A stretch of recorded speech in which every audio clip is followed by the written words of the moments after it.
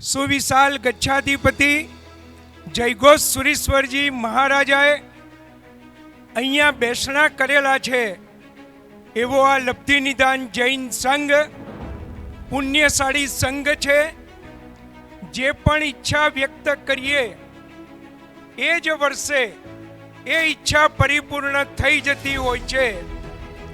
પરમ પૂજ્ય વૈયાવચ પ્રેમી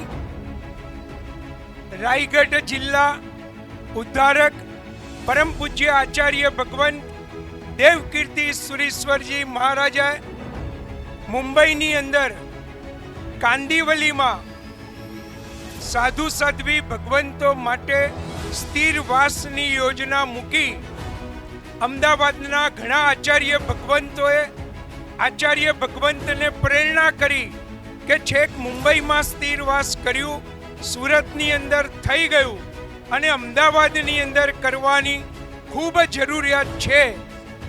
ઘણા વખતથી જગ્યા શોધતા હતા, કોલંબસે અમેરિકા શોધી લીધું એમ અમારા આચાર્ય ભગવંત દેવકીર્તિ સુરીશ્વરજી મહારાજાએ આંબલીની અંદર 3800 વાર જગ્યા જે કોઈની નજરમાં આવી નથી એ આચાર્ય ભગવંતની નજરમાં આવી, એ જગ્યા લેવાઈ ગઈ।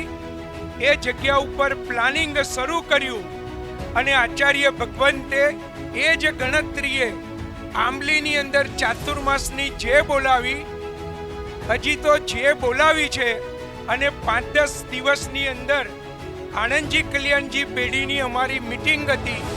એ મિટિંગની અંદર વાતમાં સુધીરભાઈની સાથે વાત થઈ કે આંબલીમાં એક સાધુ ભગવંત માટેના સ્થિરવાસની જગ્યા લેવાઈ છે। શારદાબાના સંસ્કાર હતા, એમની વર્ષોની વૈયાવચ માટેની ભાવના, અમારા ભાભી અનિતાબેન વર્ષોથી સાધુ સાધ્વી ભગવંતોનું વૈયાવચનું બહુ મોટું કાર્ય સંભાળી રહ્યા છે। એમના મનમાં આ વાત આવી અને તરત જ યુએનએમ ફાઉન્ડેશન એણે આ જવાબદારી સ્વીકારી લીધી। જમીનના દાતા તરીકે અને સંપૂર્ણ બાંધકામના દાતા તરીકે 51 કરોડ રૂપિયા એ જ વખતે